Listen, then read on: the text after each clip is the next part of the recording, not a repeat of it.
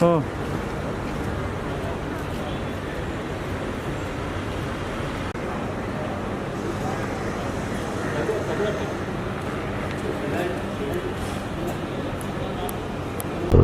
कल्याण डोंबिवली महानगरपालिकेने शाळांचा कायापालट हाती घेतलेला आहे. त्यामध्ये प्रामुख्याने इमारती दुरुस्ती करण्यात आलेल्या आहेत, साधनसामुग्री वेळेवर देण्यात आलेली आहे.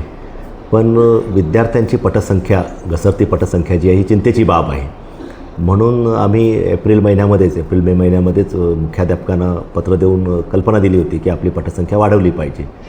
आम्ही जे टार्गेट दिलेलं त्या पटसंख्येच्या जवळपास तरी पोचायला हवं होतं असं आम्हाला अपेक्षित होतं. परंतु शाळा सुरू होऊनही जवळपास आता महिना होत आलेला आहे आणि विद्यार्थ्यांच्या पटसंख्येमध्ये ज्या शाळांनी भर टाकली नाही अशा 38 शाळांच्या मुख्याध्यापकांना आम्ही कारणे दाखवा नोटीस बजावण्यात आलेली.